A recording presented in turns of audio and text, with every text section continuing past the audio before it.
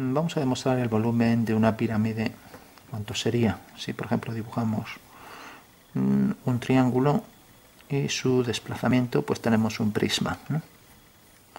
Ya sabemos que el volumen del prisma es el área de la base por la altura, ¿no? Vamos a ver entonces qué relación existe entre el volumen del prisma y el de la pirámide, ¿no?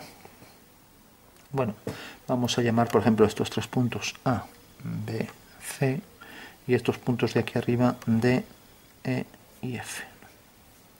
Tenemos por ejemplo aquí una pirámide del punto, cogemos esta base y tenemos esta pirámide, la voy a dibujar aparte. Entonces tenemos, la pongo aquí nombrada, el punto E, el punto A, B y aquí C. O sea que tengo esta primera pirámide, ¿no? La he desplazado, ¿no? O sea, viene por aquí, viene este punto por aquí y por aquí. Si por ejemplo ahora cojo DEF, entonces cojo DEF, también lo vuelvo a desplazar por aquí y dibujo aquí DEF, ya lo nombro DEF, y tengo estos tres puntos y ahora voy a coger por ejemplo el punto A, que es este. Entonces bajo por aquí esto y tengo entonces aquí esta línea y aquí esta. Tengo aquí otra pirámide, ¿no? Aquí el punto A y aquí esta otra pirámide. Bueno, y por último la pirámide que me queda está formada por el punto FCA y luego el punto E.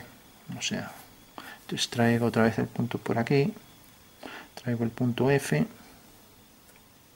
traigo el punto A y el punto C.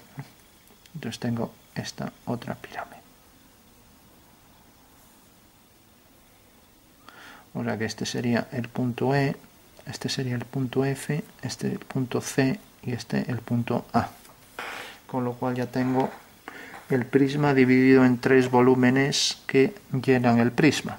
Estos tres volúmenes son tetraedros, ¿no? Que son realmente pirámides, ¿no?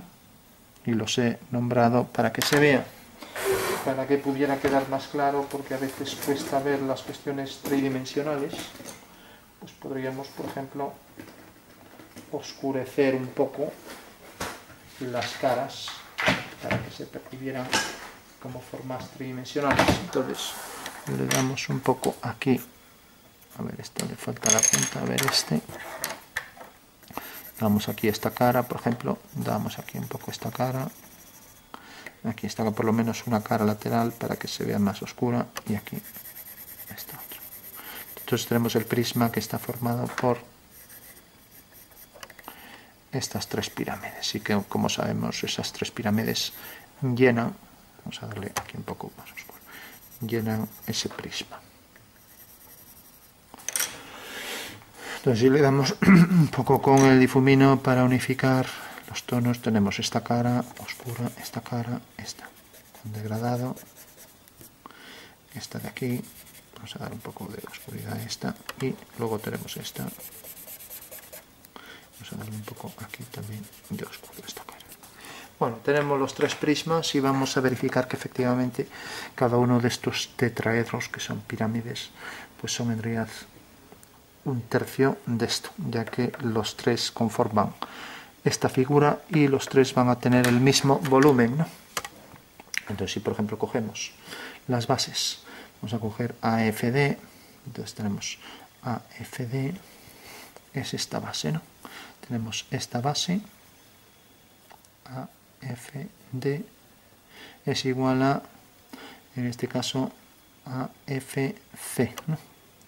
O sea que en realidad esta base de aquí, AFD, ¿no?, es igual a AFC, ya que en realidad esta forma rectangular nos define la forma rectangular aquí, este rectángulo, que es este, y este otro rectángulo, que es este, ¿no?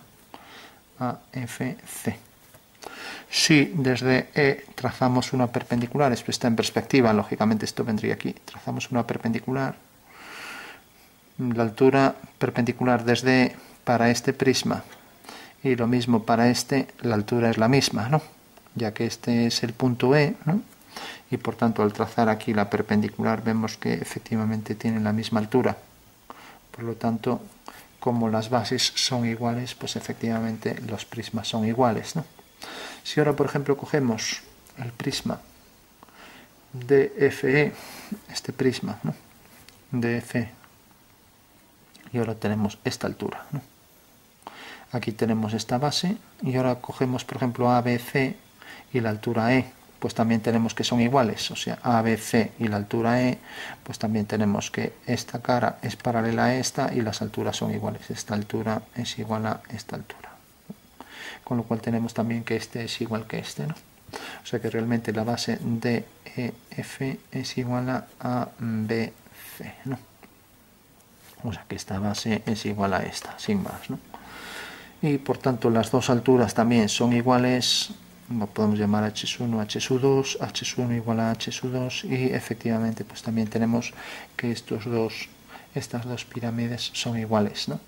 Y bueno, ya habíamos visto que estas dos eran iguales, estas dos son iguales, por tanto esta también es igual que esta. Entonces ya podemos decir que las tres pirámides son exactamente iguales en volumen, y por tanto el volumen del prisma, que era la base, volumen del prisma, vamos a poner aquí, era la base, el área de la base, podemos escribir por la altura, ¿no?